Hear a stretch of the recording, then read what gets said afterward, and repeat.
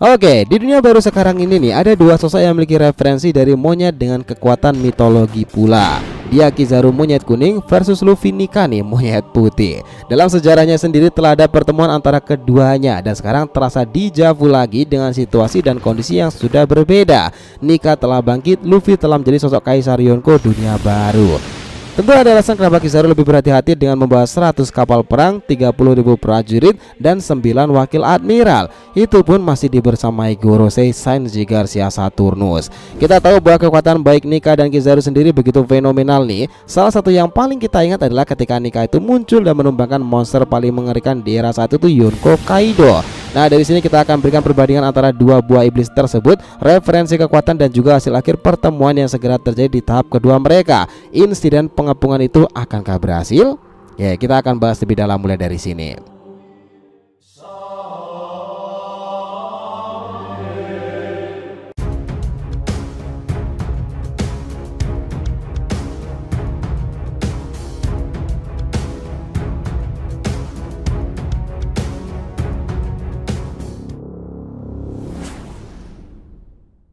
Ya nakama, DRTV Mediatif, welcome back again. Nah, kali ini kita akan ngebahas perbandingan kekuatan setelah Sabaody Archipelago Art itu monyet kuning Kizaru versus monyet putih Nika akhirnya kembali bertemu lagi. Oke, biar gak salah persepsi silahkan simak sampai akhir ya. Jangan lupa like dan kasih respon di video kali ini. Kita lanjut. Jika kita ingat nih, sebelum insiden kedua di Egghead ini, faktanya baik Kizaru dan juga Mugiwara Luffy itu telah lebih dulu berjumpa di Sabaody Archipelago. Di sanalah di pulau terakhir Paradis itu di dekat Red Line sendiri ada sebuah hutan pohon yang berfungsi sebagai pulau tempat tinggal manusia. Karena itu hanya sekelompok pohon dan bukan sebagai pulau yang ditemukan di Grand Line. Tidak memiliki tarikan magnet untuk mempengaruhi long post. Nah, di sanalah terdapat insiden saat Kizaru datang dan mengobrak-abrik barisan supernova.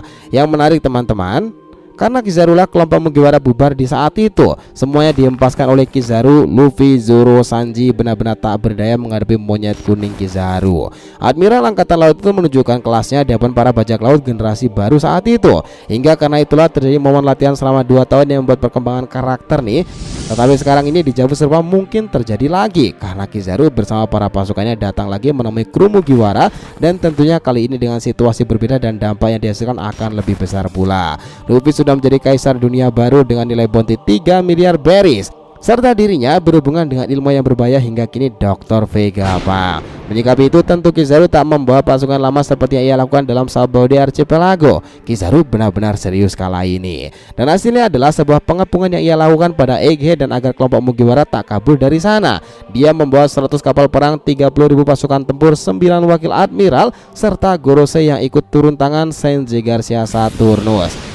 Sebagai permulaan di sana nih, Kizaru itu dengan sangat mudahnya menghancurkan pasukan robot laut yang dimiliki Vegapunk dengan sekali serangan. Nah, yang menarik dari pertemuan kedua itu, Luffy serta Kizaru ini adalah kemampuan mereka saat ini. Tahu kan, Luffy sudah masuk ke tahap fenomenal gear 5-nya awakening itu dari buah iblis Hito no Mi Nika. Sementara Kizaru seharusnya juga sudah banyak berkembang nih dan mulai masuk ke tahap awakeningnya, karena rekannya Akainu dan juga Kuzan juga telah melakukannya sejak dulu.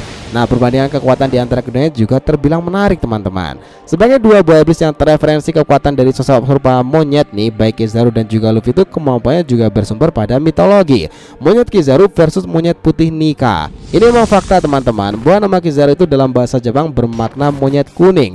Dan ini inline nih dengan warna identik dengannya itu, serta kemampuan Pika-Pika no Mi bisa dimaksudkan dengan cahaya berkilauan. Seperti kebanyakan buah iblis pada umumnya kan, pengguna logia ini kebal sekali terhadap serangan normal dengan mengubah tubuh mereka menjadi sinar cahaya, dan hal ini bisa membuatnya bisa bertransportasi dengan lebih fleksibel lagi. Seperti yang kita bilang tadi, kemampuannya juga terreferensi mitologi seperti halnya Nika. Dari sekian admiral nih, sebenarnya kisah dari teknik Kizaru itu malah diambil dari referensi dewa-dewi mitologi Jepang sendiri, Yata no Kagami, Amano Murakumo, serta Yasakani no Magatama. Nah, itulah sebuah kekuatan sekilas dari Admiral Kizaru. Yata no Kagami, dia itu lebih bisa menggunakan serangan pemantul yang dia inginkan nih, lalu menembakkan dengan super cepat kepada targetnya. Nah, untuk Amano Murakumo sendiri, Kizaru itu akan dihadirkan kembali dalam bentuk pedang cahaya yang memanjang legendaris itu. Dan tahu nggak, ini rahasia besar juga loh, bahwa pedang Kizaru itu sebenarnya juga referensi yang sama dengan pedang penyegelan Kusanagi no Tsurugi. Namun dalam kisah One Piece ini dikenal istilahnya dengan Amano Murakumo. Nah, jika di tahap awakening lagi, Kizaru bisa saja menembakkan Yasakani no Magatama lebih luas lagi. Ini tentu membuat kerusakan parah untuk apapun yang mereka hantam. Yasakani no Magatama tentu juga bukanlah nama asing lagi di telinga kita sekarang ini. Pasalnya teknik ini juga identik dengan legenda yang dimiliki oleh dewa dewi Jepang. Nah, tambah mengesankan lagi fakta terbarunya teman-teman, teknik serangan-serangan laser yang dimiliki oleh para pasifista dan serafim ini terinspirasi dengan serangan dari Kizaru. Dan Vegapunk membuatnya seperti itu nih. Bahkan Sentomaru juga melihatnya. Artinya jika memang Kizaru seperti itu, kemampuannya dalam tahap awakening bakal mengejutkan sih. Pika-pika Nomi itu mengesankan, dimana kami berpendapat bahwa kemampuannya bisa mempengaruhi lingkungan. Jadi ini bisa dibayangkan aja sih bagaimana Kizaru itu akan membuat lingkungan sekitarnya itu menjadi cahaya dan mampu menciptakan serangan mematikan dari manapun. Hal yang bakal membuat kelompok Mugiwara itu akan kerepotan ketika menghadapi Kizaru adalah dia bisa saja menciptakan serangan-serangan cepat dan meneleportasi dirinya dengan jangkauan awakening buah iblisnya itu. Lalu pertanyaan sekarang, bagaimana dengan Luffy sendiri? Ya, dia itu mengalah fenomenal sekarang. Setelah apa yang kita tunggu nih, buah iblis Luffy itu ternyata dimanipulasi namanya setelah 25 tahunan. Para Mesia adalah pengalian isu nih. Karena itulah jenis buah iblis yang paling diincar pemerintahan dunia dan angkatan laut, Mythical Zoan Hitohitonomi Nika. Kebangkitan bahkan juga dibarengi dengan berbagai peristiwa, seperti bergeraknya gajah purbakala Zunesa. Dan ini tak main-main, memang dia sendiri mengatakan seperti ini. Dia telah kembali Momonosuke sejak 800 tahun lamanya. Joy Boy, dia kembali lagi. Nah, bukankah itu menarik? Lihatlah bagaimana kedikdayaan Kaido hancur seketika ketika Nika sudah bangkit. Kemampuan yang luar biasa itu tercipta di balik imajinasi tanpa batas. Nika bisa beruang jadi raksasa, dan Nika bisa memanipulasi area seperti Logia, dan Nika sendiri mampu mengeluarkan teknik seperti menangkap petir maupun menangkap naga Kaido. Nah, ini sama seperti Kizaru nih, sumber kekuatan Nika juga terreferensi pada sebuah mitologi yang sempat dibicarakan oleh agen Superpol pemerintahan dunia Huswu.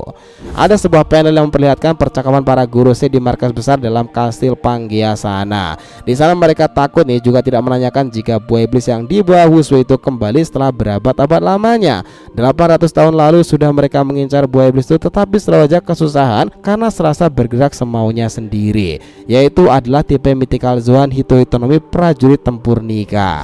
Jadi flashback teman-teman, Huswu saja itu pernah bercerita mengenai sosok yang dikenal sebagai Sun God of Nika ini. Dia adalah seorang pejuang legendaris yang dikatakan hanyalah sebuah mitos belaka yang dikenal sebagai sang dewa matahari. Berdasarkan informasi yang disampaikan oleh Huswu sendiri, Sun God of Nika itu adalah sebuah ancaman untuk pemerintahan dunia. Namun nih, Nika itu bukanlah satu-satunya entitas dengan julukan sebagai God alias dewa di universe One Piece itu. Oke, untuk memecahkan teori ini kita perlu jauh mundur ke belakang nih, ke Artscape ya, tepatnya di flashback dari Noran dan juga Kalgara yang terjadi 400-an tahun lalu nih. Nah, jika diperlihatkan ke panel di mana itu menampilkan akan adanya sebuah upacara penghormatan yang dilakukan di sebuah prasasti atau altar. Di adegan ini ada beberapa dewa yang namanya disebutkan, mulai dari God of the Sun alias dewa matahari, God of the Rains alias dewa hujan, God of the Forest alias dewa hutan, dan terakhir adalah God of the Land alias dewa bumi. Nah, sosok Nika sendiri konon dikatakan sebagai tentara terkuat dan dicap sebagai dewa yang menjadi pelindung para budak di zaman kuno. Kehadirannya sangat hangat dan menebarkan senyuman khas. Dia mampu manipulasi segalanya, dan Wano Kuni memperlihatkan bagaimana Nika mengajar Yonko sekelas Kaido sampai tumbang. Nah, kita tarik ke belakang lebih jauh lagi teman-teman.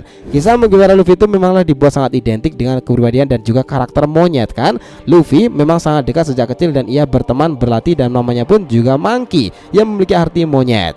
Nah, ini semakin relate lagi karena di kisah One Piece sendiri ada sebuah suku yang sebenarnya adalah hewan, tetapi mereka memiliki kecerdasan layaknya manusia normal. Nah, tetapi juga dia bisa berubah kemudian sulong jika melihat sinar bulan purnama, dan itu adalah suku Ming. Dari sini teori itu banyak berkembang jika kemungkinan memang benar Nika adalah leluhur dari suku Ming. Kalau teori tentang leluhur mereka adalah monyet yang sudah ada di era kerajaan kuno itu, di mana Ming sendiri juga bagian dari Wano Kuni lama, yang mana itu bagian dari kerajaan kuno sendiri. Ada kemungkinan besar bahwa di zaman itu dia dikenal sebagai Nika Sang Hanuman. Nah, mungkin saja kisah One Piece itu juga salah satunya bersumber dari cerita Mahabharata Ramayana.